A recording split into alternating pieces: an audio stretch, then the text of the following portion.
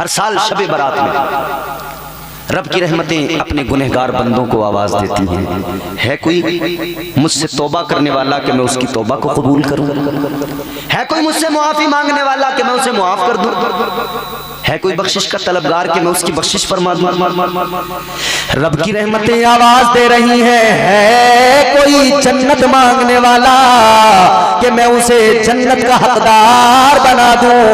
अल्लाह की रहमतें पुकार रही है, परवरदिगार का करम बुला रहा है। अल्लाह ताला बड़ा प्यार फरमाता है क्योंकि हम हुजूर के गुलाम हैं, हम ताजदार मदीना के उम्मती हैं। आओ मेरे प्यारो, जरा मैं आपको समझा दूं क्योंकि जल्दी जल्दी बात मुझे कंप्लीट करना है। मेरे बाद में एक और गुफ्तगू आपको सुननी है, एक और उम्दा खिताब आपको सुनना है। जरा तवज्जो से मेरी बात सुने। इंशाअल्लाह आज की रात में यहाँ से जब जाएंगे तो बहुत कुछ लेकर जाएंगे कि कल की रात जो आने वाली है वो शबे बारात नजात की रात है, वो तौबा की रात है, वो ऐसी रात है जो गुनाहों से पाको साफ कर देती है। इस रात में उस रात की अहमियत को जान के जाना, इस रात में उस रात की अजमत को समझ के जाना, ताकि कल आने वाली रात में अल्लाह की इबादत कर सको, कल आने वाली रात में अपने परवरदिगार को राजी कर सको।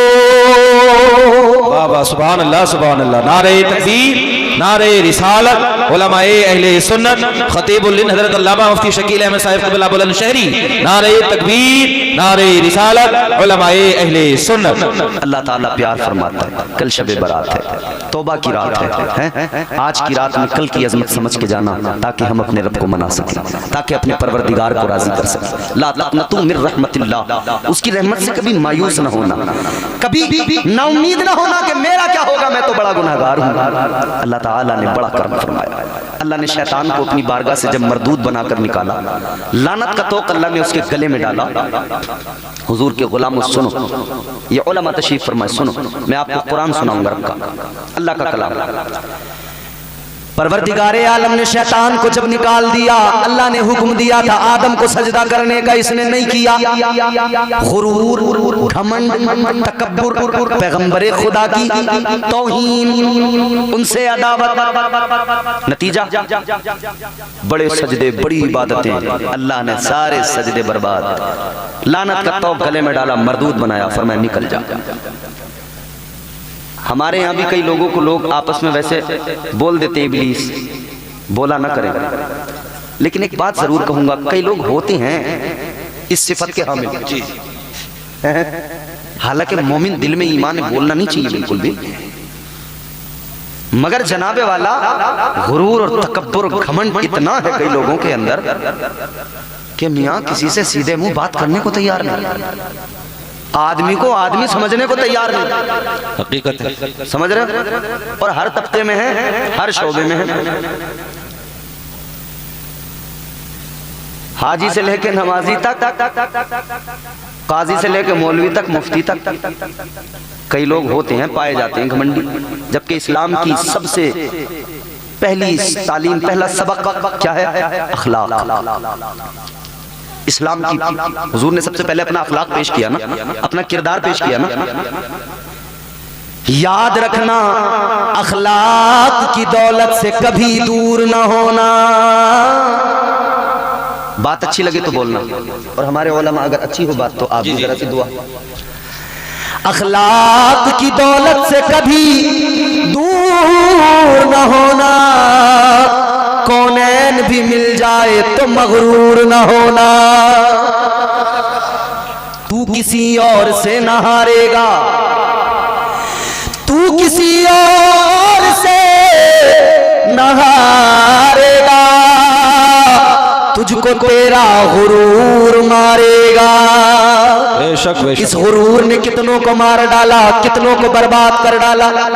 तो इतना जान लेना चाहिए, गमज़दों के वास्ते गमखार होना चाहिए, जिंदगी जीने का एक मयार होना चाहिए। मालो दौलत, शान शौकत पास चाहे कुछ ना हो, आदमी को साहिबे किरदार होना चाहिए। अपने किरदार बेहतर करो। आका ने अखलाक की तालीम दी, हुजूर ने अपना किरदार दुनिया के सामने पेश किया। अजीजाने गिरामी उल कद्र, शैतान को उसके तकब्बुर ने बर्बाद किया, रब की नाफरमानी की, अल्लाह के पैगंबर की तौहीन की, अल्लाह ने मरदूद बनाया, अल्लाह ने बारगाह से निकाला।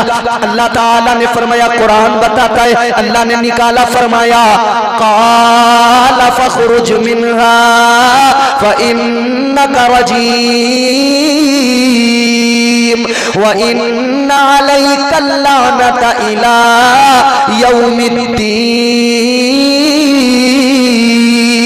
अल्लाह ताला ने फरमाया, मरदूद निकल जा, दफा हो जा। परवरदिगार ने फरमाया, तुझे क़यामत तक के लिए लानती बनाया जा रहा है। लानत का तौब गले में डाला, रब ने निकाल दिया। मगर सुनो मेरे अजीजों, सहसपुर के सुन्नी गयूर मुसलमानों, जब ये निकला तो निकलते हुए जानते हो इसने क्या कहा? ये अल्लाह की बारगाह में अर्ज करने लगा, कहने लगा, मौला जा तो रहा हूँ, ज्यादा दूर नहीं जाऊंगा। अल्लाह ने फरमाया, कहाँ जाएगा? कहने लगा, या अल्लाह ज्यादा दूर नहीं जाऊंगा। शैतान अल्लाह की बारगाह में कहता है, ऐ मौला, ऐ परवरदिगार, ज्यादा दूर नहीं जाऊंगा। कहने लगा, क़ाल फ़ख़ुज़ मिन्हा, ये शैतान अल्लाह की बारगाह में अर्ज करने लगा, है मौला जा तो रहा हूँ, ज्यादा दूर नहीं जाऊंगा, सिराते मुस्तकीम पे जाकर बैठ जाऊंगा। या अल्लाह, सिराते मुस्तकीम पर बैठ जाऊंगा। जो बंदे तेरी बारगाह में आएंगे, जो तेरा कुर्ब चाहेंगे, जो तेरे रास्ते को इख्तियार करेंगे, उन्हें मैं गुमराह करूंगा। या अल्लाह, उन्हें बहकाऊंगा। इसने कसम खाई, कहने लगा, क़ाल फ़बिइज़्ज़तिका लअग़वियन्नहुम अजमईन। कहने लगा, या अल्लाह, मैं तेरी इज्जत की कसम खा के कहता हूँ, तेरे बंदों को जरूर बहकाऊंगा। अब सुने अल्लाह का प्यार, अपने रब की मोहब्बत देखे। इसने कहा, या अल्लाह, तेरे बंदों को बहकाऊंगा। अल्लाह ने फरमाया, जा बहका, जोर लगा, कोशिश कर, मगर याद रखना, जो मेरे होंगे बहक नहीं पाएंगे, जो मुझसे मोहब्बत करते होंगे तेरे फरेब में नहीं आएंगे। लेकिन अल्लाह ने फिर भी करम फरमाया। अल्लाह ने फरमाया, अगर कुछ भोले भाले तेरे फरेब में आ गए, अगर तू उन्हें बहकाने में कामयाब हो गया, अगर तूने उन्हें गुनाहों का आदी भी बना दिया, अगर तूने उनसे गुनाह करवा दिए, तो इतना याद रखना, एक दिन ऐसा से नदामत जरूर बेदार होगा, आंख में आंसू सजाकर वो मेरी बारगाह में लौट कर आएंगे। अल्लाह ने फरमाया, सुन ले मरदूद, जब वो मेरी बारगाह में आएंगे, जब वो नदामत के आंसू आंखों पर सजाकर मेरी बारगाह में आकर कहेंगे, या अल्लाह, गुनाह कर लिए, माफ कर दे। या अल्लाह, ऐ मौला, हम मुजरिम हैं, माफ कर दे। अल्लाह फरमाता है, मैंने तौबा का दरवाजा खोल दिया है। वो आएंगे, गुनहगार होंगे, और जब जाएंगे मैं उनके सारे गुनाहों को माफ कर दूंगा। बेशक बेशक, सुभान अल्लाह, सुभान अल्लाह। अल्लाह फरमाता है, मैं उनके सारे गुनाहों को माफ फरमा दूंगा। एक शख्स है मैदान महशर में, अल्लाह की रहमत से कभी मायूस ना होना। एक शख्स है मैदान महशर में, अल्लाह की, बाबू बंद करो उसको, बंद करो बेटा, ए भैया बंद कर लो उसको, अभी लाइव सुन लो ना, मैं सुना रहा हूँ बराह रास्त। वो तो दूर वालों के लिए लाइव टेलीकास्ट होता है, कई सेकंड पीछे रहता है, ये बराह रास्त है, इसको सुन लो, बाद में फिर सुनते रहना उस पर। अल्लाह की रहमत से कभी मायूस बोलो नहीं हो।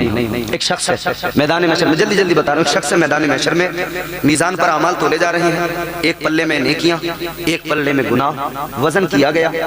जब वजन किया गया ना, नेकियां और गुनाह इतने के बराबर एक नेकी चाहिए। कितनी? एक नेकी। जन्नत में जाने के लिए फकत एक नेकी, सिर्फ एक नेकी। किसी प्रधान को एक वोट से हारते हुए देखा? सदमे में कई को तो हार्ट अटैक आ जाता अगर ऐसा मामला हो जाता। एक नंबर की हैसियत को, इसकी अहमियत को जरा समझने की कोशिश करो। 5 साल ये गम हल्का ही नहीं होता कि मियां एक वोट से। कहता है, मैंने बड़े पैसे खिलाए, एक वोट कम वक्त कोई मुझे दे देता मेरा काम।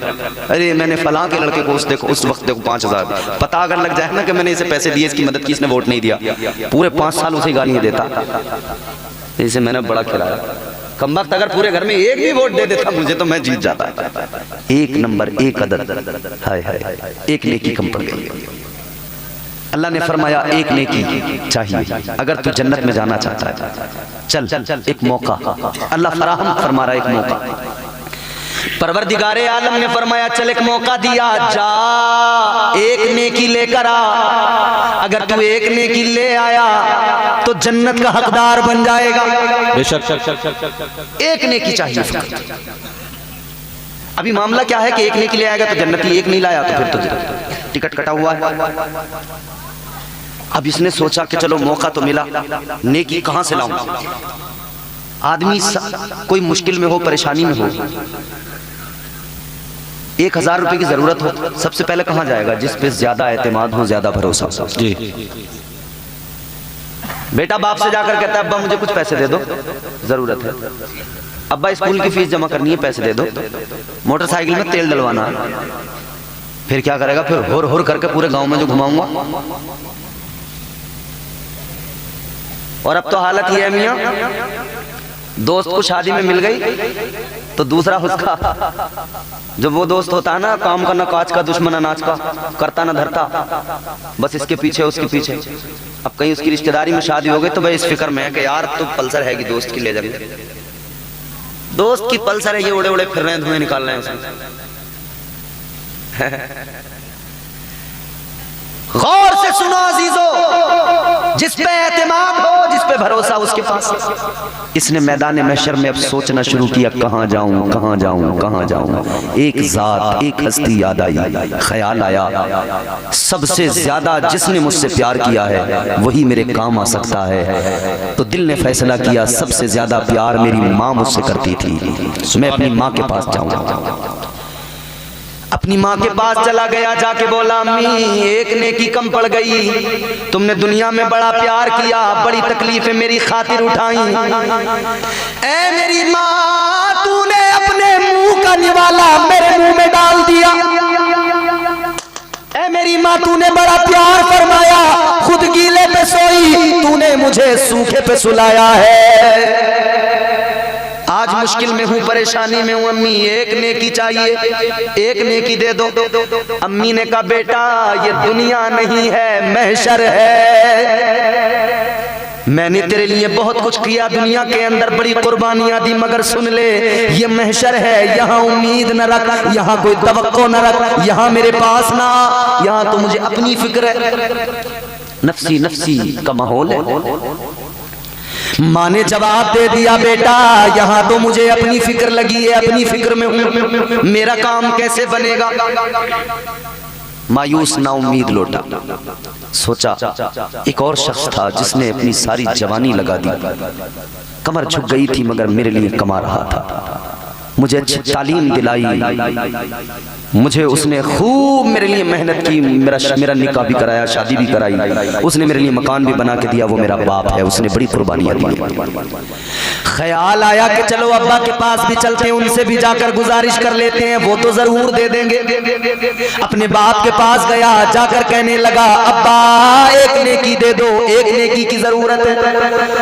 बाप ने कहा बेटा ये दुनिया नहीं है, वहां मैंने सारी जिंदगी तेरी खुशी के लिए कुर्बान कर दी, तेरी खुशियों के लिए, तेरी खुशियों के लिए मेहनत करता रहा, मगर बेटा सुन ले, ऐ मेरे बेटे आज ये महशर का मैदान है, यहाँ पर मुझे अपनी फिक्र है, तू अपनी फिक्र कर, अपना काम देख, मुझसे उम्मीद न लगा, मैं कोई नेकी तुझे नहीं देने वाला। ना उम्मीद लौटा, भाइयों के पास गया ना उम्मीद लौटा, रिश्तेदारों के पास गया मायूस लौटा, जिधर गया मायूस लौटा। अब इसका चेहरा भी झुक गया, मायूसी इसके ऊपर छा गई, गालिब आ गई। अब मायूसी के आलम में इसके दिल ने कहा अब क्या होगा, अब तो कुछ भी नहीं, जहन्नम का टिकट तो कट गया, नेकी मिली नहीं। सोचा अब क्या करूंगा, उधर जाकर फैसला तो वही होना है, दोज़ख। तो सर झुकाया, आंखों में आंसू, और उस अफसोस के साथ कि काश एक नेकी होती मैं जन्नत में चला जाता।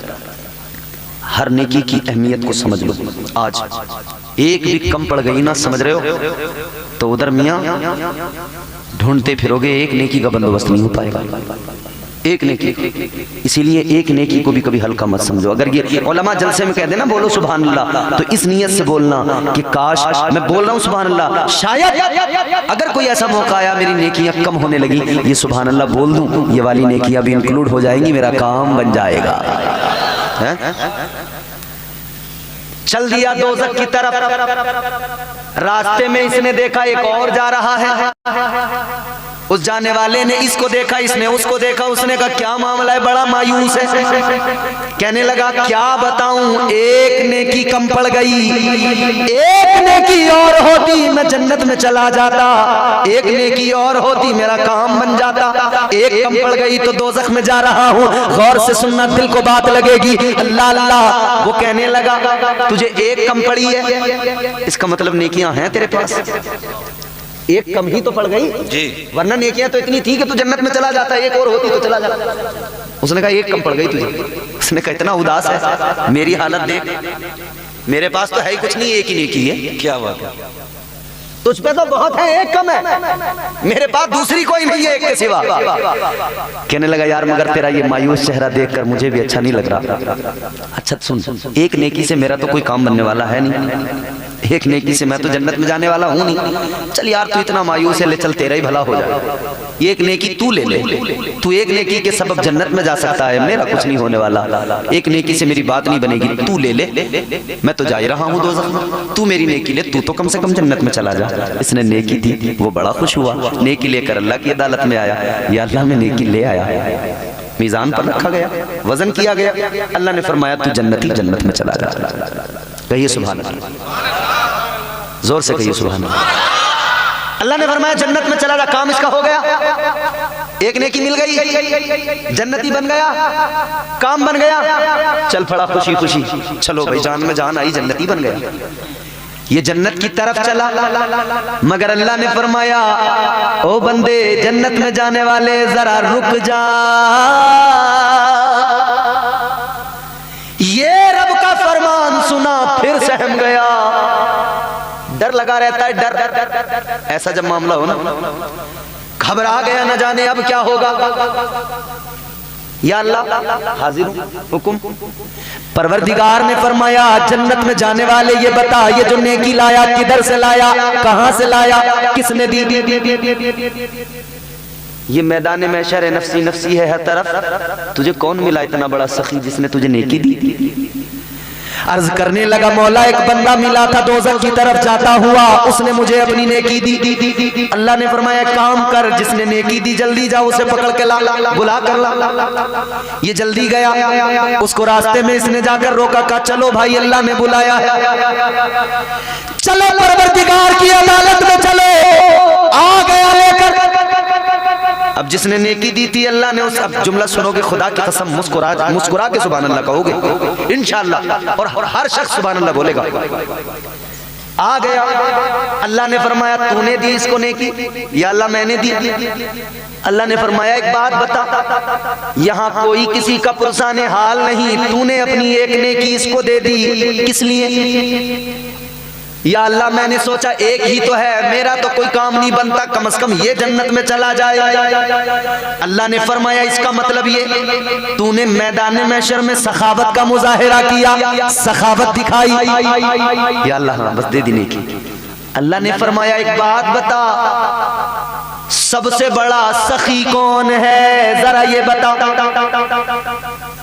परवरदिगार ने फरमाया ये बता सबसे बड़ा सखी कौन? ये कहने लगा या अल्लाह तुझसे बड़ा सखी कोई नहीं है, परवरदिगार सबसे बड़ा सखी तो तू है, या अल्लाह सबसे बड़ी सखावत तेरी है। तो परवरदिगार ने फरमाया मैदान महशर में जब तू एक गुनहगार बंदा, एक नेकी अपने पास रखने वाला, तू मैदान महशर में सखावत दिखा रहा है, तो सुन तेरे रब का क्या हक बनता है, वो कितनी सखावत दिखाए। अब तूने सखावत दिखाई है, जरा अपने रब की सखावत भी देखता जा। परवरदिगार ने फरमाया तू तो दोज़खी था, मगर सुन अल्लाह की रहमत से कभी मायूस नहीं होना, अल्लाह चाहे तो एक अदा पे बख्शिश फरमा दे। परवरदिगार ने फरमाया तूने सखावत दिखाई, अब जरा अपने रब की सखावत देखता जा।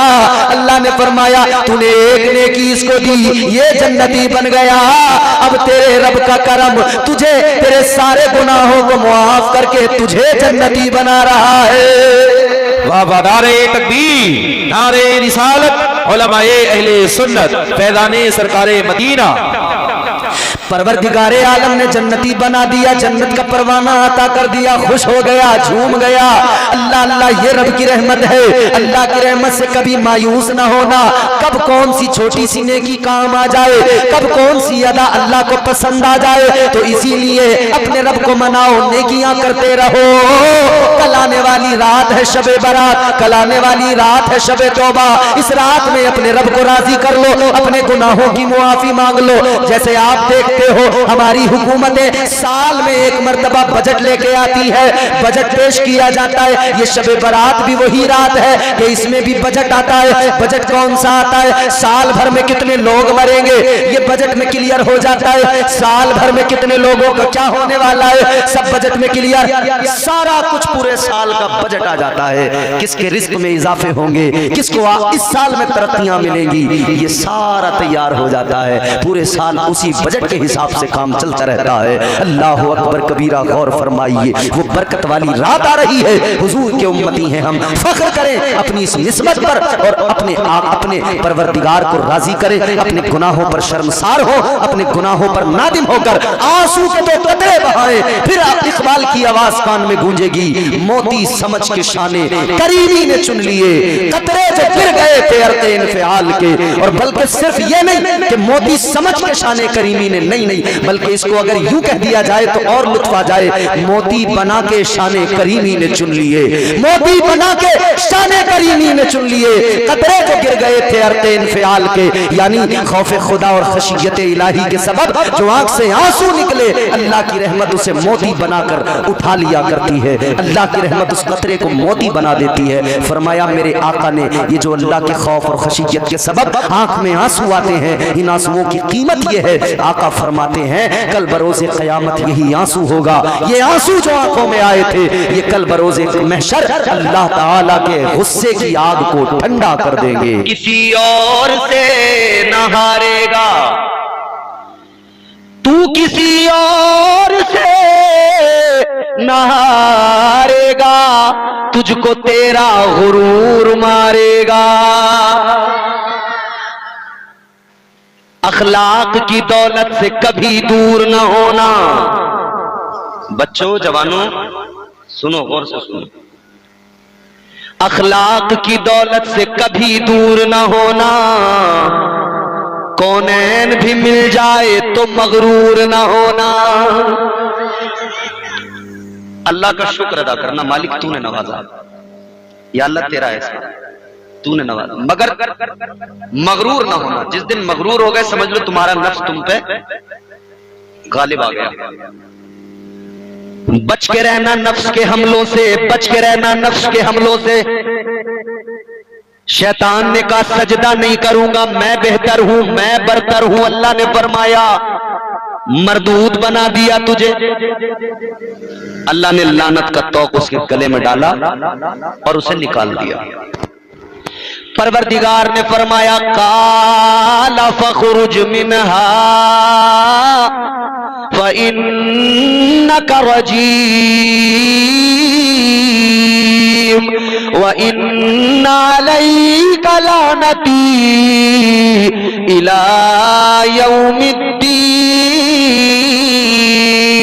परवरदिगार ने ऐलान फरमाया निकल जा, दफा हो जा मेरी बारगाह से। अल्लाह ने फरमाया तुझे मरदूद बना दिया गया, लानत का तौक गले में डाल दिया। अल्लाह ने फरमाया तुझे कयामत तक के लिए लानती बना दिया गया। कयामत तक के लिए अल्लाह ने लानती बना दिया। अब यहां से असली खेल शुरू हुआ।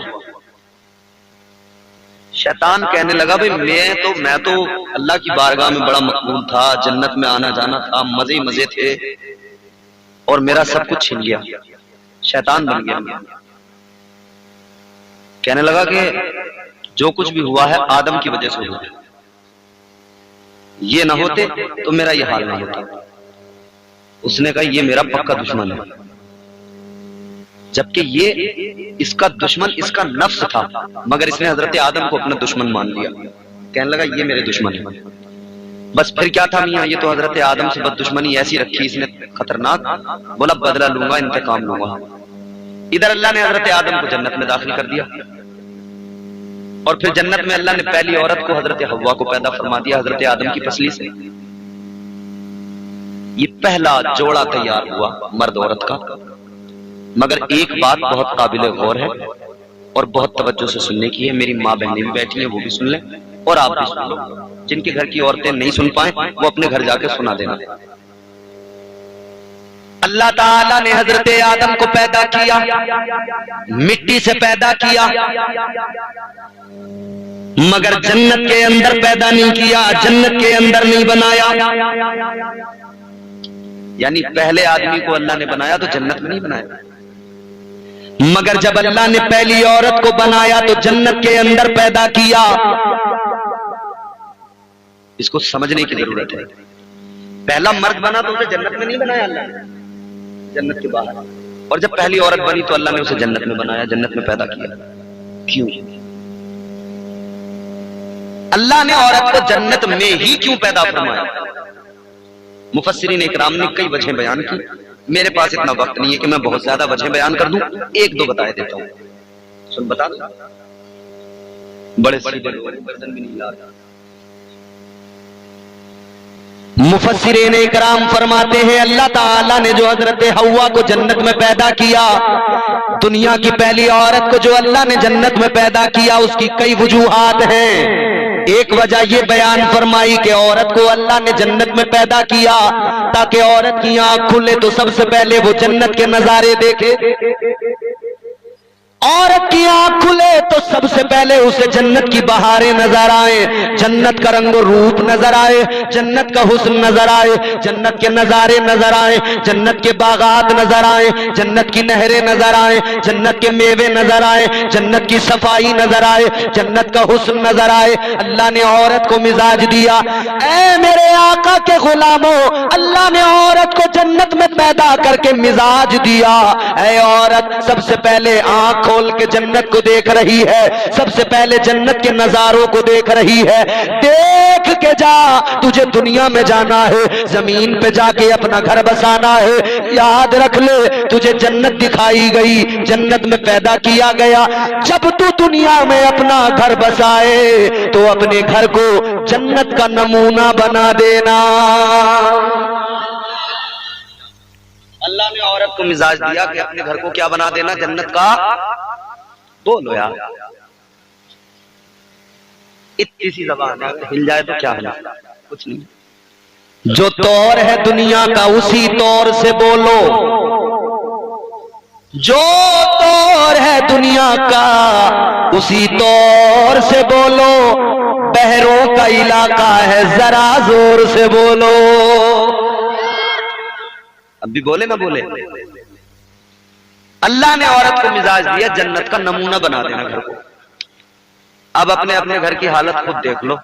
इन औरतों ने घरों को बना क्या रखा? महाभारत छड़ी हुई है घरों में। आदमी जब शाम को घर पे आता है ना काम से, तो ये भरी बैठी होती है पूरे दिन की।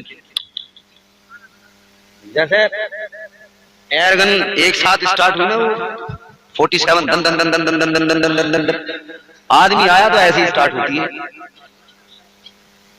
न खैरियत, न उसका कोई हाल अहवाल पूछेगी, ये ना कि बेचारे का जरा सा सर दबा दे, गरीब का गला दबाने की कोशिश नहीं है। अच्छा, मजे की बात यह है, ये जवान बैठे हैं जिनकी शादियां नई नई हुई होंगी वो जानते हैं, जिनकी पुरानी हो गई उन्हें भी बड़ा तजुर्बा है, जिनकी होने वाली है वो अब जान लें। 20 साल 25 साल माँ बाप ने पाला परवरिश की, मगर बेचारे इतना पढ़ा नहीं पाए, इतना सिखा नहीं पाए जितना एक रात में उसने पढ़ा दिया आपको।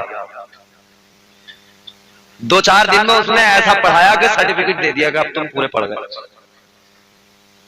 हजरत मौलाना सिद्दीक साहब एक आदमी से पूछा कि भाई तुम अपनी जिंदगी में अपना सबसे बड़ा उस्ताद किसे मानते हो, जिसने तुम्हें सबसे ज्यादा सिखाया पढ़ाया है? उसने कहा साहब मैं अपनी बीवी को मानता हूं। कहा कैसे कैसे?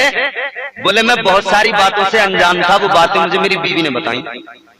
मसलन कहने लगा मेरी माँ मेरे भाइयों से ज्यादा प्यार करती है, मुझसे कम प्यार करती है। ये बात मुझे 25 साल तक पता ही नहीं लगी, ये बात मुझे मेरी बीवी ने बताई। कौन पढ़ा देगा इतने? 25 साल में मैं समझ ही नहीं पाया, और मेरी बीवी ने मुझे समझाया कि तुम्हारी माँ तुम्हारे दूसरे भाइयों से ज्यादा लगाव रखती है, तुमसे कम। कहने लगा मेरा भाई मेरा हिस्सा मारना चाहता है, ये बात मुझे मेरी बीवी ने बताई। मेरी बहनें बस लूटना खसोटना चाहती है मुझे, ये बात भी मुझे मेरी बीवी ने बताई। कहने लगा इतना मुझे किसी ने पढ़ाया ही नहीं जितना मुझे मेरी बीवी ने पढ़ा दिया। तो हमारे यहाँ की बुजुर्ग औरतें इसीलिए तो कहती हैं कि जो हम 25 साल में न पढ़ा सके, कम बखत ने एक रात में आकर पढ़ा दिया। और 4-4 फीटी 4.5 फीटी औरतें 6-6 फीट के आदमी को यूं इशारों पे नचा रही हैं। अगर रिश्तेदारी में बैठे हैं, कोई बातचीत हो रही है और ये कुछ कह रहा है, बस ये जरा सी आंखें दिखा दे, वहीं चुप हो जाएगा, जबान पर ताला लग जाएगा। क्यों भाई? जरा सोचने की बात है, आजादी चली गई, बोलने की भी आजादी चली गई। घरों के अंदर ये आलम हो गया, मर्द अपनी औरतों से डर रहे हैं। और पिछले दिनों तो नीला ड्रम मार्केट में गर्दिश कर रहा था। इतना डर था कि नीले ड्रम को देख के लोग डर जाते थे।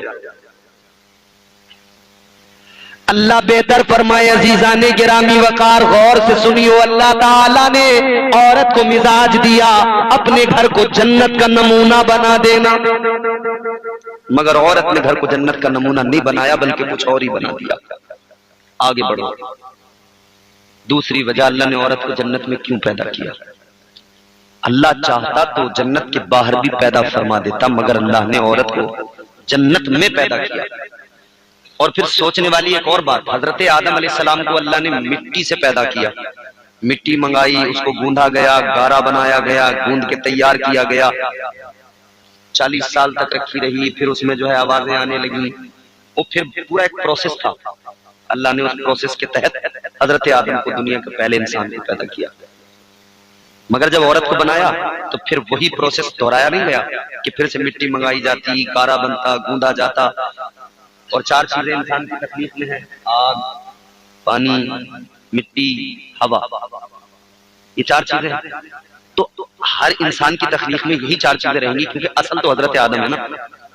हजरत हव्वा की तकलीफ में भी यही 4 चीजें हैं, और वो भी मिट्टी से ही, क्योंकि उनकी असल हजरत आदम है।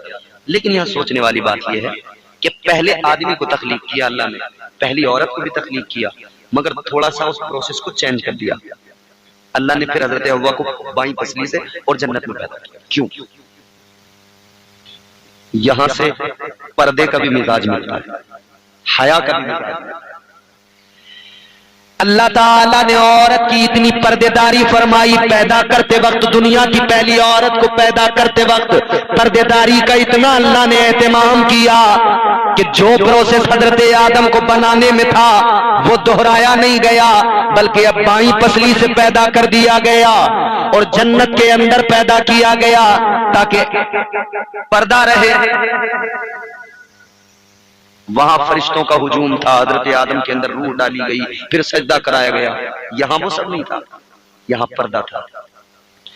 हजरत आदम सो रहे थे, अल्लाह ने पैदा कर दिया हजरत हव्वा को। जब आंख खुली देखा, अपने बराबर में हजरत हव्वा को पाया।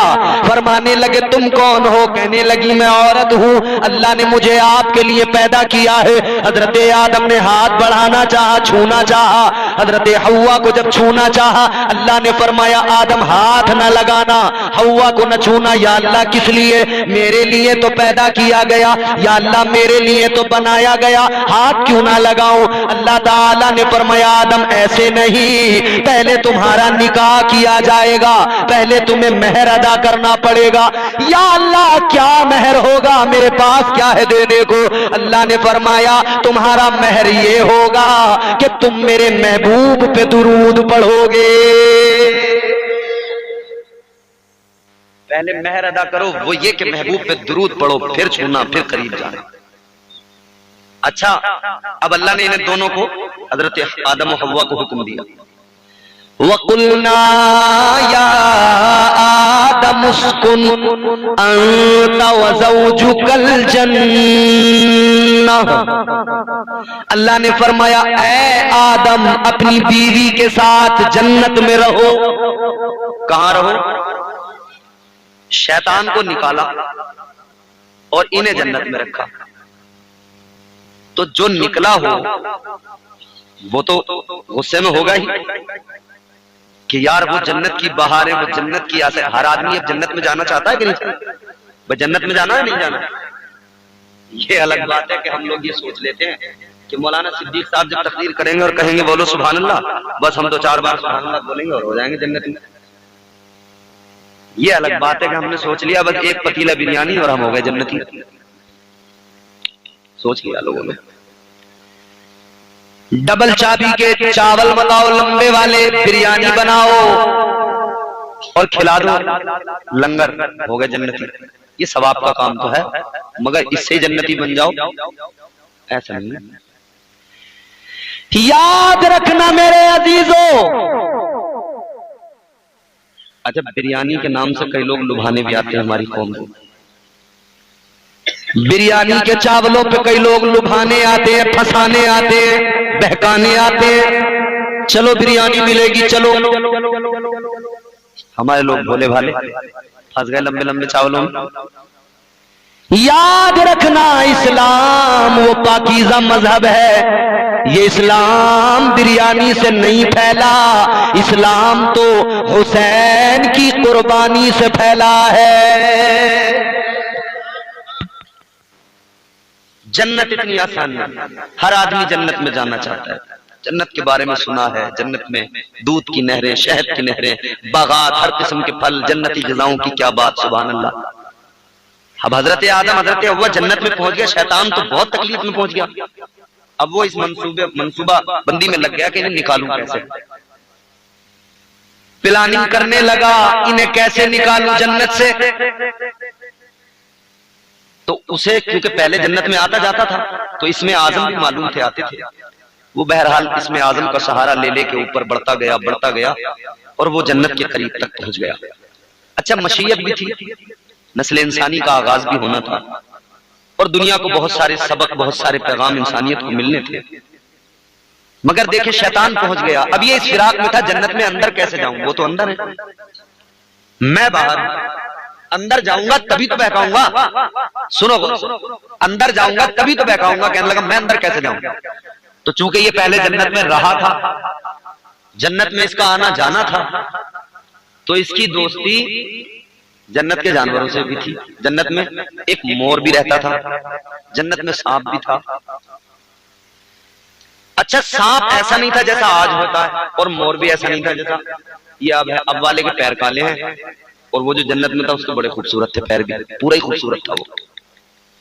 और ये जो सांप आप देखते हैं ना जमीन पर रेंगता हुआ, ये पेट के बल चलता हुआ, ये ऐसा नहीं था। फरमाया गया ये ऐसा था जैसे ऊंट नहीं होता ऊंचा, इसके पैर थे, ये ऊंचा था, इस तरह का सांप था। अजीजा ने गिरामी वकार, ये शैतान जन्नत के दरवाजे तक पहुंच गया। इसने किसी तरह जुगाड़ लगाया, मोर से बातचीत की, मोर से कहने लगा भाई मैं तेरा पुराना दोस्त हूं, तू मेरा पुराना यार है, मुझे तेरी बड़ी याद आती है। मैं जन्नत में नहीं आ सकता मगर तेरी याद आती है, तू मेरा एक काम कर दे।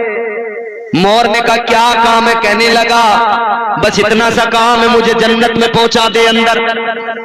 मोर कहने लगा ये काम मैं नहीं कर सकता, दरोगे जन्नत मुझे ये काम करने नहीं देंगे। का कोई तो तरीका निकाल। शैतान बोला अच्छा ये नहीं कर पाएगा तो इतना कर दे कि तू हजरत आदम और हव्वा दोनों को किसी तरह जन्नत के दरवाजे तक ले आ और तू मेरे सांप से मुलाकात करा दे, बस ये काम कर दे, बाकी मैं खुद देख लूंगा। उसने कहा ठीक है। मोर ने सांप से मिलवा दिया। शैतान सांप से कहने लगा, ये कुरान है, कुरानी वाकया मैं आपको सुना रहा हूं। सांप कहने लगा, सांप से इसने कहा शैतान ने कि एक काम करना है, मुझे जन्नत में पहुंचाना है। सांप कहने लगा कैसे पहुंचाऊंगा, नहीं पहुंचा सकता। शैतान बोला पहुंचा सकता है, तरीका मैं बताऊंगा। का क्या तरीका है? का बस इतना कर, तू अपना मुंह बाहर लेके आ, अपनी गर्दन बाहर लेके आ, अपना मुंह खोल दे। जब तेरा मुंह खुलेगा मैं तेरे मुंह के अंदर बैठ जाऊंगा और तू मुझे जन्नत में लाकर छोड़ देना, मुंह खोल देना, मैं बाहर निकल के आ जाऊंगा। बात तय हो गई। उधर तो मोर नाचने लगा, हजरत आदम और हव्वा को लुभाने लगा, ये उनको लुभाने लगा। हजरत आदम और हव्वा इसे देखने लगे और इसे देखते देखते आगे बढ़ने लगे। आगे बढ़ते बढ़ते जन्नत के दरवाजे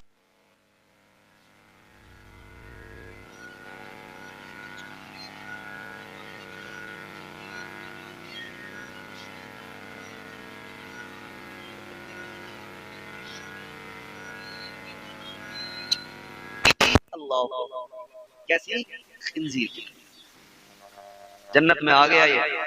हजरत आदम और हव्वा ने इसे देखा, अल्लाह की पनाह मांगी और मान लगे कौन है? कहा कि हूं तो मैं इब्लीस, शैतान, मगर मैं अपनी गलती पे बड़ा शर्मिंदा हूं। ए यूट्यूब आराम से काम करो, अपना समेटो, मगर बेटे बातचीत नहीं। मुझे अच्छा लग रहा है कि आप बहुत तवज्जो से सुन रहे हैं मेरी बात। अल्लाह सलामत रखे।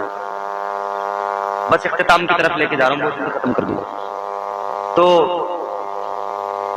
शैतान कहने लगा कि मैं बड़ा शर्मिंदा हूं, माफी मांगने आया हूं। देखो कैसे धोखे देता है शैतान।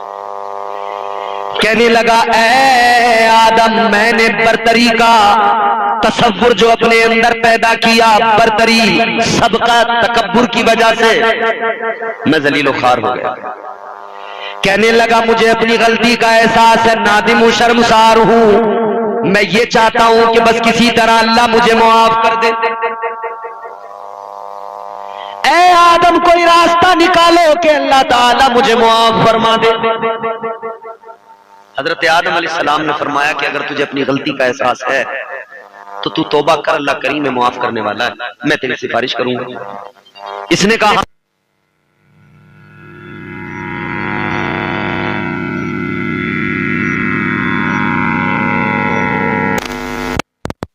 हजरत आदम अलैहिस्सलाम से कहने लगा अल्लाह ताला ने तुम्हें एक शजर के करीब जाने से मना किया है। फरमाया हाँ मना किया, और कुरान में उसका ऐलान है। अल्लाह ने फरमाया था वकुला मिनहा हैतु शि'तुमा रगदा वला तक़रबा हादिहि शजरता फतकूना मिनज़ ज़ालिमीन। हजरत आदम अलैहिस्सलाम को हुक्म था, आदम जन्नत में रहो, जो चाहो खाओ पियो, मगर ये जो शजर ममनुआ है, एक शजर है, इसके करीब न जाना, इसका फल न खाना, वरना हद से बढ़ने वालों में शुमार हो जाएगा। एक शजर जिसे शजर ममनुआ कुरान ने कहा, फरमाया इसके करीब न जाना। अब यहां बहुत अहम बातें बता के गुफ्तगू को क्लोज करूंगा। कुरान कहता है, हजरत आदम से अल्लाह फरमाता है कि आदम शजर ममनुआ है, ये इसके करीब न जाना। हजरत आदम अलैहिस्सलाम ने शैतान से फरमाया, अल्लाह ताला ने उसके करीब जाने से मना किया है। अब शैतान बहकाने लगा, कहने लगा आदम जो मुझसे गलती हो गई सो हो गई, मगर मैं अपनी गलती पे नादिम हूं। अब आपसे मोहब्बत करता हूं, आपकी फिक्र करता हूं, आपका मुझे ख्याल है। ऐ आदम, मैं आपकी फिक्र में आया हूं। सुनो, अल्लाह ने जो आपको वो फल खाने से मना किया है, वजह ये है अगर आपने उसको खा लिया तो कभी मौत नहीं आएगी, फिर फरिश्तों की तरह अमर हो जाओगे। कहा आदम तुम एक काम करो, इस फल को खा लो, क्योंकि देखो फिर एक दिन मौत आएगी और बड़ी तकलीफ होगी, ये मुझे बड़ी फिक्र हो रही है आपकी। हजरत आदम अलैहिस्सलाम समझ गए। हजरत आदम अलैहिस्सलाम ने फरमाया मरदूद, दफा हो जा, तू तो बहकाने आया है। ये कहने लगा मैं तुम्हारी फिक्र करता हूं, नासिह बन के आया हूं। हजरत आदम ने फरमाया दफा हो जा, निकल जा। इसे तो दफा कर दिया। मगर बाज मुफस्सिरीन फरमाते हैं हजरत आदम के दिल में ये बात रह रह के थोड़ा सा कहीं ना कहीं ख्याल आता था कि आखिर अल्लाह ने क्यों रोका इसके करीब जाने से, इस फल को खाने से आखिर अल्लाह ने क्यों मना किया। इंसान का फितरी मामला है कि जिस चीज से रोका जाए उसकी तरफ इसे रगबत होती है, ये उसकी तरफ जाने की कोशिश करता है। जैसे मैंने भी कहा ना, बकरी वाली चाल, जिस तरफ से रोको उस तरफ जाएगा, जिस तरफ खींचो उस तरफ नहीं जाएगा। ये एक इंसान के अंदर है और नफ्स इस पर आमादा करता है। मगर बंदा अगर नफ्स पर काबू पा ले तो फिर मामला सब आसान है। हजरत आदम को ये शैतान बहका नहीं पाया तो इसने सोचा क्या करूं। बात इसकी समझ में आ गई, आदम को बहका नहीं सका तो क्या हुआ, हव्वा को बहकाऊंगा। मर्द को नहीं बहकाया तो औरत को बहकाऊंगा। आज भी देखो मर्द जल्दी नहीं बहकता, औरत बहक जाती है। आज भी है नहीं, औरत बहुत जल्दी बहक जाती है। अकेला एक दिन पाया इसने हजरत हव्वा को शैतान ने, तो बस ये आ गया और हजरत हव्वा के पास आके कहने लगा, हव्वा मेरी बात नहीं सुनी उस रोज आप लोगों ने, मैं तुम्हारी फिक्र करता हूं, इसे फल को खा लो, मैं तुम्हारी फिक्र करता हूं, कुछ नहीं होगा। फरमाया गया कि इसने पहले खुद खा के दिखाया, कहा देखो ये मैंने खा लिया, कुछ हुआ, कुछ भी नहीं होगा, खा लो, तुम तो वैसे ही डर रही हो। फल कौन सा था, इसमें कई अकवाल है। बाज ने फरमाया कि वो गेहूं था, बाज मुफस्सिरीन फरमाते वो अंगूर था। मुख्तलिफ आ रहा है लेकिन गेहूं पर ज्यादा इत्तेफाक है। तो हजरत हव्वा को जब इसने दिया था ना खाने के लिए, तो ऐसा गेहूं नहीं था जैसा अब होता है। ये छोटा सा गेहूं, गेहूं का दाना कितना बड़ा होता है, इतना सा होता है, बच्चे बच्चे को पता। मगर ऐसा नहीं था उस वक्त। उस वक्त इतना बड़ा होता था गेहूं का दाना, जैसे तरबूज नहीं देखे आपने बड़े बड़े, उतना बड़ा होता। और गेहूं के दाने में बीच में आपने लकीर देखी, बीच में लकीर होती है, निशान होता नहीं, ये क्या है। फरमाया गया कि जब हजरत हव्वा ने वो फल खाया था जन्नत में, तो उसको बीच में से तोड़ा था और तोड़ के आधा आपने खुद खाया था और आधा हजरत आदम अलैहिस्सलाम के लिए रखा था उनको। तो जिस दिन इन्होंने वो तोड़ के पहली मर्तबा खाया, उस लम्हे को अल्लाह ने यादगार बनाया और निशान इसके अंदर पैदा फरमा दिया। अब कयामत तक ये गेहूं में निशान पैदा हो गया बीच में। हजरत हव्वा को इसने बहकाया, कहने लगा खा लो, पहले खुद खा के दिखाया। बहरहाल हजरत हव्वा को इसने खिला दिया, आधा हजरत हव्वा ने खाया और आधा लाकर हजरत आदम को दिया। कहने लगी खा लो, कुछ नहीं होगा। आपने फरमाया तो आ गई उसकी बात हो, कहा नहीं वो तो हमारी भलाई की बात कर रहा था, ऐसा कह रहा था, वैसा कह रहा था, खा लो, कुछ नहीं होगा। उसने भी खाया था, मैंने भी खाया था। बहरहाल वो बातें कर करके हजरत आदम को भी राजी कर लिया। यहां से ये भी मिजाज मिल गया। ये जो सासें कहती है ना कि ये मर्द औरत की बात मानता क्यों है, इसलिए मानता है कि दुनिया की पहली औरत ने दुनिया के पहले मर्द से अपनी बात मनवाई थी, कहा था खा लो और खिला दिया। तो अब कयामत तक ये 4-4 फुटी 4.5 फुटी औरतें मनवाती रहेंगी, 6-6 फीट के हट्टे मुस्टंडों से। राजी कर लिया हजरत आदम को, हजरत आदम ने भी खा लिया। अब अल्लाह नाराज हो गया। हालांकि ये खता, ऐसी खता, ये मशीयत के राज है, समझ रहे हो, मशीयत के राज है। इसको ना गुनाह कहा जा सकता है ना खता कहा जा सकता है। बहरहाल अल्लाह ताला ने जन्नत से निकाल दिया। किसे किसे निकाला, अल्लाह ताला ने हजरत आदम को निकाला, हजरत हव्वा को निकाला, मोर को निकाला, सांप को निकाला और फरमाया इसमें से बाज के दुश्मन बन गए। आपने देखा होगा सांप को अगर मोर देख ले तो उसका हशर क्या करता है, यानी दुश्मनी हो गई। और जब निकाला तो सजाएं दी, सजाएं। मोर को अल्लाह ने सजा दी कि उसके पैरों का हुस्न छीन लिया। अपने हुस्न पे इतराता है, नाचता है, खुश होता है, मगर जब पैरों पे नजर डालता है तो रोने लगता है। अल्लाह ने सांप को सजा दी। पैर छीन लिए उसके, जो ऊंट के बराबर ऊंचा होता था, पैर छीन लिए जमीन पे। फरमाया कयामत तक जमीन पे तू रेंगता फिरेगा, पेट के बल रेंगता फिरेगा, मिट्टी खाएगा, ये तेरी सजा। अल्लाह ने सजा दी, शैतान को निकाला। 3 हो गए, अब 2 हजरत आदम और हजरत हव्वा, इन्हें भी निकाला। इन्हें अल्लाह ताला ने इन्हें भी थोड़ी सी तकलीफ दी। वो तकलीफ क्या थी? अल्लाह ताला ने मर्द को जो सजा के तौर पे जरा सी तकलीफ दी, वो ये कि जन्नत के अंदर बगैर कमाए, बगैर कुछ किए सब मिलता था। जो चाहो खाओ, जो चाहो पियो, काम पे जाने की टेंशन ना थी। मसला ही नहीं था कि काम पे जाना है तो रोटी का इंतजाम होगा, ये वो कुछ नहीं जी, मियां सब कुछ रेडी था।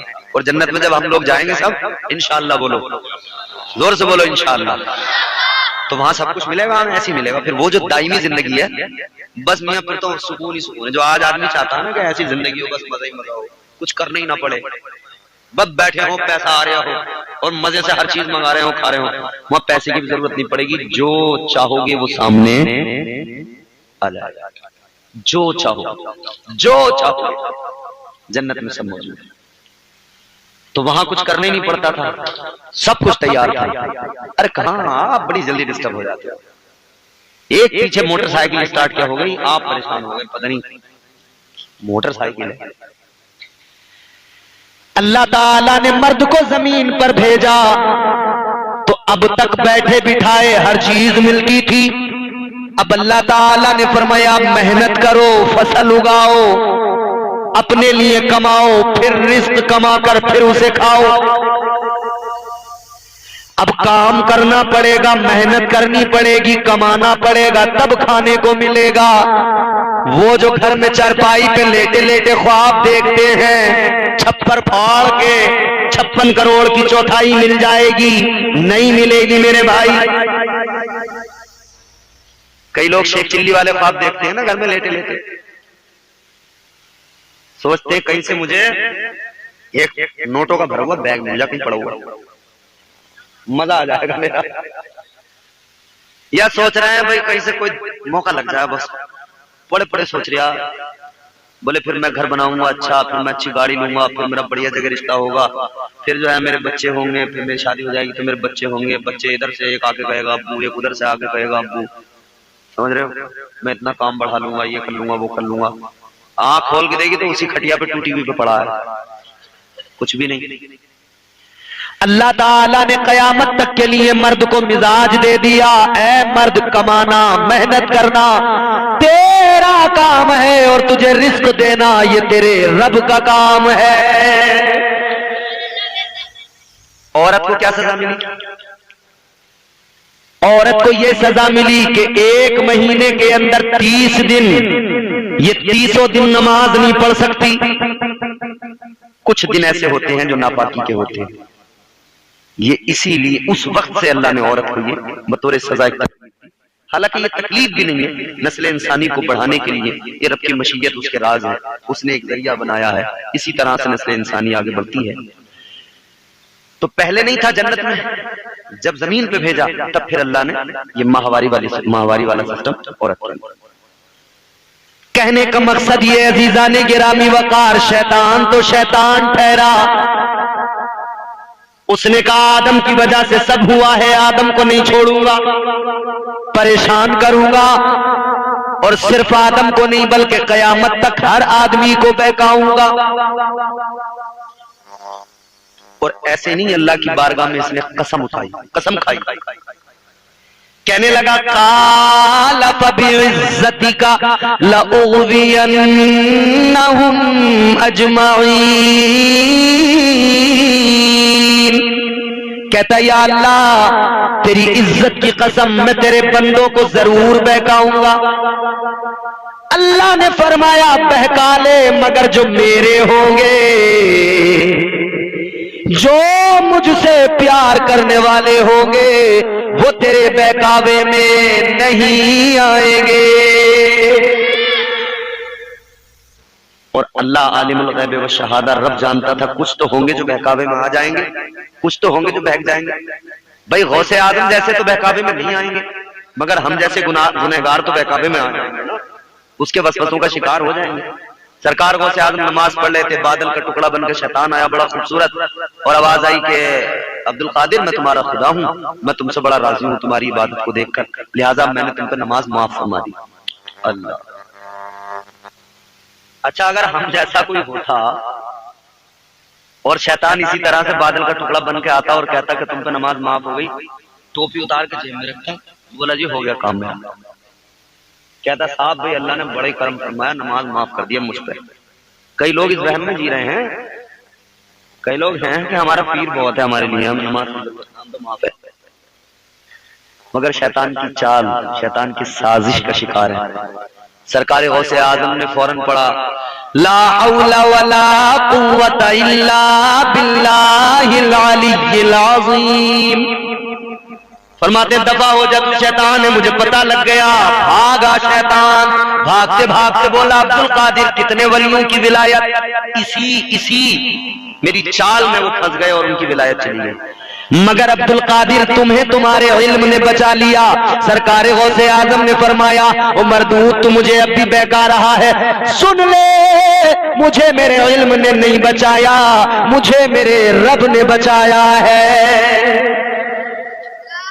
तो गौसे आजम जैसे तो नहीं बहकते, मगर हम जैसे तो बहक ही जाते हैं ना। तो अल्लाह ताला ने हम गुनहगारों पर करम फरमाया। परवरदिगार ने शैतान से फरमाया शैतान सुन ले, तू मेरे बंदों को बहकाएगा, वो बहक जाएंगे, सादा बंदे गुनाह तो कर लेंगे, मगर सुन ले मैं उन्हें तन्हा नहीं छोड़ूंगा, मैं उन्हें लावारिस नहीं छोड़ूंगा, मैं अपने बंदों को अकेला नहीं छोड़ूंगा। अल्लाह ने फरमाया तू बहकाएगा, उनसे गुनाह हो जाएंगे, मगर फिर एक दिन उनकी जिंदगी में आएगा, उन्हें अपने गुनाहों पर रोना आएगा, ऐसा से नदामत बेदार होगा, वो अपने गुनाहों को याद करके मेरे खौफ के सबब रोएंगे और मेरी बारगाह में आकर तौबा करेंगे और मुझसे इल्तिजा करेंगे और आकर कहेंगे मौला मुआफ कर दे या अल्लाह गुनाहों को बख्श दे। अल्लाह ताला फरमाता है जब वो मेरी बारगाह में आएंगे मैंने उनके लिए तौबा का दरवाजा खोल दिया है। जब वो मेरी बारगाह में आएंगे और तौबा करेंगे, मैं परवरदिगार अपने बंदों पे करम फरमाऊंगा, वो तौबा करेंगे, मैं उनके सारे गुनाहों को मुआफ कर दूंगा। सबसे बड़ी तालीम बुजुर्गों की यह है कि बंदा गुनाहों से बचे, और उसका तरीका भी बताया। तरीका क्या?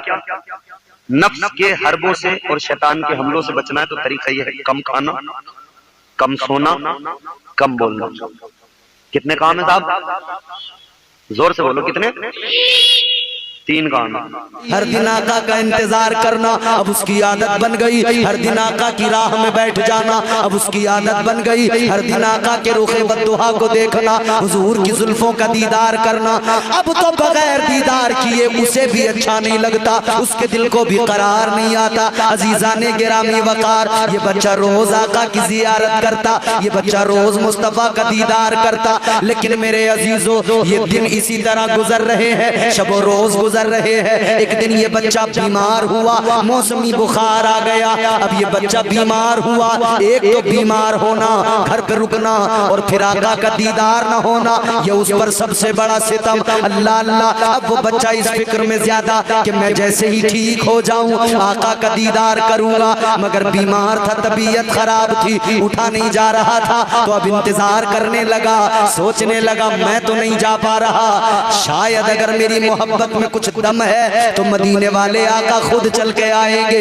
मैं नहीं जा रहा तो क्या हो गया, मेरे मुस्तफा तो आएंगे, आका तो मेरा हाल मालूम करने आएंगे। बीमार है, कराते हुए अपने बिस्तर से उठ के बार बार दरवाजे की तरफ टिकटिकी बांध के देखता है, बार बार दरवाजे पे नजरें जमा के देखता है। माँ बाप को भी पता है कि ये बच्चा किसका इंतजार कर रहा है, माँ बाप भी जानते हैं हमारा बच्चा किसका मुंतजिर है। अल्लाह अकबर कबीरा। बाप ने कहा था बेटा वो मुसलमानों के पैगंबर है, वो इमामुल अंबिया है, वो कहां तुझको याद करते होंगे, वो कहां तेरा ख्याल करते होंगे, वो कहां तुझे देखने आने वाले हैं। बेटा ये खाम ख्याली है, वो नहीं आएंगे। लेकिन सुनो आप दूसरी जानिब भी देखो मंजर, बच्चा बीमार घर पे पड़ा है अपने बिस्तर पे, हुजूर को नजर नहीं आया तो आका ने फरमाया कहाँ गया वो बच्चा, क्यों नहीं आ रहा। हर एक गुलाम का चेहरा हुजूर जानते हैं। ताजदारे मदीना ने फरमाया कहाँ गया वो बच्चा, क्यों नहीं आता। अर्ज किया गया आका बीमार है। मुस्तफा ने सहाबा से फरमाया फिर उठो, चलो अपने नन्हे आशिक की इयादत करते हैं, अपने नन्हे बीमार को जरा देख कर आते हैं। मुस्तफा जाने रहमत शाने नबूवत के साथ काशाने नबूवत से निकले, हुजूर चले, बहारें चली, हुजूर चले, रहमतें रिमझिम बरसने लगी। सहाबा मेरे आका के पीछे पीछे दाएं बाएं, अल्लाह अल्लाह नबी जा रहे हैं, उधर आशिक इंतजार में है, आएंगे जरूर, दिल कहता है आएंगे जरूर। हमसे भी लोग कहते हैं क्या कहते हो कि हुजूर आएंगे आएंगे, हम कहते हैं तुम नहीं समझ सकते, ये इश्क का मामला है, ये इश्क का मामला है, ये इश्क नहीं आसान। बस इतना समझ लीजिए एक आग का दरिया है और डूब के जाना है। हर किसी की समझ में नहीं आता ये। ऐ लोगों जान लो हमारा अकीदा है, आका हमसे बाखबर भी हैं, पहचानते भी हैं, जानते भी हैं। हम गुलामों की महफिलों में भी आते हैं और जब करम फरमाते हैं हम गुलामों के घरों में भी तशरीफ लाते हैं। हम इसीलिए तो कहते हैं सुना है आप हर आशिक के घर तशरीफ लाते हैं, मेरे घर में भी हो जाए चरागा या रसूल अल्लाह। वो भी इंतजार में है नन्हा आशिक, आएंगे। ताजदारे मदीना चले, उधर वो टिकटिकी बांधे दरवाजे की तरफ देख रहा है, इधर मेरे आका दरवाजे पे पहुंचे, दरवाजे पे दस्तक हुई। यहूदी ने दरवाजा खोला तो हैरान आके फटी रह गई, कौन आ गया हम गरीबों के घर, कौन आ गया। ताजदारे मदीना वाली कायनात, ताजदारे खत्म नबूवत आ गए, अपनी किस्मत पे नाज कर रहा है। हम गरीबों के यहाँ इमामुल अंबिया आ गए। अल्लाह अल्लाह नबी ने पहला कदम अंदर रखा, खुशबुए मुस्तफा ने आशिक को बता दिया आका आ गए। वो नन्हा आशिक उठ के बैठ गया, हुजूर आए। मेरे आका के चेहरे बद्दुहा को देखा, इसकी आंख में दो मोती आ गए। अल्लाह अल्लाह आंखों में दो मोती सजाए, इसने आका का खैर मकदम किया, हुजूर को सलाम मोहब्बत पेश किया। मेरे मुस्तफा ने फरमाया नन्हे आशिक बता क्या हाल है। लोगों क्या किस्मत वाला बच्चा था, अभी कलमा तो नहीं पढ़ा था मगर खैरियत मालूम करने मुस्तफा आए हैं। ये इश्क का मामला है अजीजो, अजीजाने गिरामी वकार। अल्लाह अल्लाह बच्चा बीमार है, कमजोर है, नकाहत है, बोल तो नहीं पा रहा मगर आका की जानिब देख के मुस्कुरा रहा है, आंखों में आंसू है। मुस्तफा ने प्यार किया, पेशानी को चूमा। अल्लाह अकबर। मेरे आका ने फरमाया है दीवाने एक बात बता, दुनिया से जाएगा तो कैसे जाएगा, मेरा गुलाम बन के जाएगा या ऐसे ही जाएगा।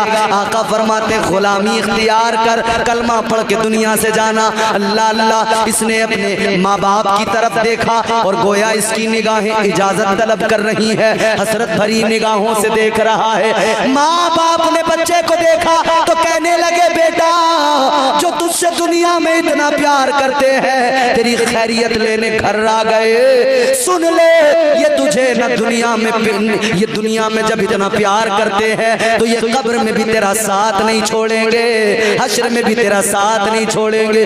माँ बाप ने कहा बेटा इजाजत है, हो जा इनका गुलाम, पढ़ ले इनका कलमा। आका ने पढ़ाया अशहदु अल्ला इलाहा इल्लल्लाह व अशहदु अन्ना मुहम्मदन अब्दुहु व रसूलुहु। इसने बड़ा मुसलमान हो गया, लेकिन इश्क में इतना खसारा तो होता ही है। इश्क ने इसको इज्जतें दी, ये मुसलमान हुआ, सहाबी का लक़ब भी मिल गया, ये खिताब भी मिल गया, मगर दुनिया से रुखसत हो गया। जान जाने जाना के पास चली गई, इसका इंतकाल हो गया। फर्ते मोहब्बत में दुनिया से गया है, इश्क मुस्तफ़ा में दुनिया से गया है। नबी ने कलमा पढ़ाया है तब दुनिया से गया है। रुखे मुस्तफ़ा देखते देखते दुनिया से गया है। आका का दीदार करते करते दुनिया से गया है। अल्लाह अकबर कबीरा, ये तो दुनिया से चला गया। अब मेरे आका ने फरमाया, ओ मेरे यारो, मेरे सहाबा, अब इसके जनाजे को, अब इसकी मैयत को उठाओ, जनाजा तैयार करो, आशिक को साथ ले चलो, जनाजा तैयार करो, जनाजा मैं पढ़ाऊंगा, तदफीन हम करेंगे। अल्लाह अल्लाह, दीवाने को लेकर चले। अल्लाह अकबर कबीरा, गौर तो करो, गौर तो करो। महबूब की गलियों में जरा घूम के निकले, महबूब की गलियों में जरा घूम के निकले। आशिक का जनाजा है, जरा धूम से निकले। इसका जनाजा नबी के सहाबा ने तैयार किया, गुस्ल नबी के सहाबा ने दिया, कफन पहनाया गया, जनाजा तैयार किया गया, कांधों पे उठाया गया, जानिबे मदफन लेकर चलने लगे। इधर सब लेकर चले, उधर मेरे आका का भी अंदाज सहाबा ने देखा। जब मेरे आका आए तो हुजूर पंजों के बल, पैर जमीन पर पूरा नहीं रखते, पंजों के बल, ताजदारे मदीना पंजों के बल चल रहे हैं। सहाबा ने आका का ये अंदाज भी देखा, ये अदा भी देखी। अर्ज किया, आका पंजों के बल, पंजे सिर्फ जमीन पर रख के आप चल रहे हैं, क्या बजाय? जुमला सुनो, मचल जाओगे। ताजदारे मदीना ने फरमाया, मेरे साहबा सुनो, ये जो मेरा नन्ना आशिक दुनिया से गया है, इसके जनाजे के अंदर इतने फरिश्ते उतर आए, इतने फरिश्ते जमीन पे आ गए कि पैर रखने की जगह बाकी नहीं थी। आका फरमाते हैं, पैर रखने की जगह नहीं थी, इसीलिए मैं पंजों के बल चल रहा था। इश्क के ये भी अंदाज होते हैं, मोहब्बत के ये भी अंदाज होते हैं। हुजूर ने उस आशिक को अपने हाथों से कब्र में उतारा, दफन किया। अजीजों, कहने का मकसद ये है, पूरी दुनिया बस यही कोशिश कर रही है कि इस कौम के जवानों के दिलों से, इस कौम के बच्चों के दिलों से इश्क मुस्तफ़ा निकाल दिया जाए। इसीलिए नए नए हरबे, नई नई काविशें, नए नए ड्रामे, नित नए अंदाज से हंगामा आराइयां होती हैं। मगर याद रहे, हम तो बल्कि इस मौके पर एक तरफ हमारे चंद अहबाब को गिरफ्तार किया गया, दूसरी तरफ कम से कम पूरे भारत के मुसलमान, पूरे भारत के मुस्लिम जवानों का इश्क भी जोश मारने लगा। चाहे चेहरे पे दाढ़ी उसने नहीं रखी है, चाहे वो पैंट शर्ट पहनता है, मगर बात नबी की आती है। वो कहता है, बेअमल तो जरूर हूँ, बेअदब नहीं हूँ। वो कहता है, मैं बेअमल तो हो सकता हूँ, मगर मुस्तफ़ा का गद्दार नहीं हूँ, मैं मुस्तफ़ा का वफादार हूँ। अजीज़ाने गिरामी वक़ार, ये मोहब्बत की बहारें इंशाअल्लाह तब तक रहेंगी जब तक ये दुनिया रहेगी। ये इश्क के जलवे तब तक रहेंगे जब तक ये दुनिया रहेगी। ये इश्क की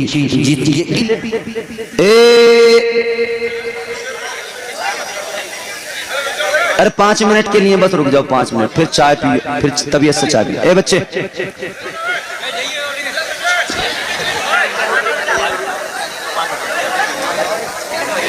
बस बस जल्दी, आप लोग तो खामोश हो जाएं, ठीक है? जरा मेरी तरफ देखें, जल्दी मोहब्बत से बोलें सुभान अल्लाह, सुभान अल्लाह, और बेदारी से बोलें या रसूल अल्लाह। आहिस्ता बोलोगे 1 घंटा और रगड़ दूंगा तुम्हें तबीयत से, और अगर जोर से बोले तो 7 मिनट 8 मिनट में या उससे भी कम में कोशिश करूंगा तकरीर खत्म हो जाए। जरा दिल लगा के बोलो सुभान अल्लाह, सुभान अल्लाह, और मचल के बोलो या रसूल अल्लाह, या रसूल अल्लाह। आओ मेरे अजीजों, गौर करो, इसने दूध का लोटा आगे बढ़ा के कहा, पी ले मेरे भगवान, पी ले मेरे खुदा। मगर कैसे पिए? पत्थर की मूर्ति में जान तो नहीं होती। अल्लाह अकबर कबीरा। इसे लगा कि शायद मैं आज पहली बार आई हूं इसलिए नहीं सुन रहा। मेरे बाबा पंडित हैं, रोज पिला के जाते हैं, मैं आज पहली बार आई हूं तो शायद मुझसे मानने को तैयार नहीं है, पीने को तैयार नहीं है। कहने लगी क्या हुआ जो पहली बार आई हूं मगर तुझे ही मांगती हूं, पी ले। मगर कैसे पिए? कहने लगी पी ले, अगर तूने नहीं पिया तो मैं जब ये दूध वापस लेकर जाऊंगी तो सब मुझे देख के कहेंगे गई तो थी मगर अपने माबूद को राजी न कर सकी। कहती है मेरी बात खराब होगी, रुसवाई होगी। मगर वो कैसे पिए जिसमें हरकत कोई नहीं, पत्थर का मुजस्समा है, कैसे दूध पिए? अल्लाह अल्लाह गौर करो। अब ये कहने लगी अगर तू ऐसे नहीं पिएगा तो मैं भी जिद्दी हूं, जाऊंगी नहीं। कहती है तेरे चरणों में अपना सर पटक पटक के जान तो दे दूंगी मगर बगैर तुझे दूध पिलाए नहीं जाऊंगी। मगर वो कैसे पिए? ये भी जिद पे अड़ गई, इसने भी अपना सर उसके चरणों पे, उसके पत्थर के मुजस्समे के पैरों पे सर मारना शुरू किया। समझ नहीं थी, जानती नहीं थी कि मैं कर क्या रही हूं। लोगों जरा जहन करीब करो, इसने उसके चरणों पे सर मारा, सर पटकने लगी। इसने इधर सर पटकना शुरू किया, अभी सर मार रही है कि अचानक एक नर्म सा हाथ इसके सर के नीचे आया। वो हाथ इसके सर से मस हुआ। इसे यूं महसूस हुआ कि मेरे दिमाग की सारी गिरहें खुल गई है, मेरा सारा दिमाग रोशन हो गया है। सुभान अल्लाह, सुभान अल्लाह। इसने सर उठाया, देखा किसका हाथ है। पहले समझी थी शायद मेरा भगवान राजी हो गया है इसने ही अपना हाथ रख दिया है। मगर जब सर उठा के देखा तो भगवान जू का तू पत्थर की मूर्ति। मगर इसने देखा एक बुजुर्ग खड़े हैं। वो कौन बुजुर्ग हैं? वो हिंदुस्तान का राजा, हम सब के ख्वाजा गरीब नवाज है। सुभान अल्लाह, सुभान अल्लाह। इसने सरकारे गरीब नवाज को देखा, देखकर कहने लगी आप कौन हैं? क्यों आप मेरी इस इबादत में खलल डाल रहे हैं? आपने फरमाया बेटी खुद ब खुद अपनी जान को तकलीफ देना मुनासिब नहीं, सर पटक कर जान देना ये हिमाकत है, अकलमंदी नहीं। कहने लगी फिर क्या करूं, अपने माबूद को राजी करना चाहती हूँ। सरकारे गरीब नवाज ने फरमाया क्या चाहती है? कहती है दूध नहीं पीता, दूध पिलाना चाहती हूँ। आपने फरमाया बस इतनी बात है, बस दूध ही तो पिलाना है। कहा सरकारे गरीब नवाज ने फरमाया सर पटकना बंद कर, सर पत्थर पे मारना बंद कर। तू दूध पिलाना चाहती है, ये दूध पिएगा।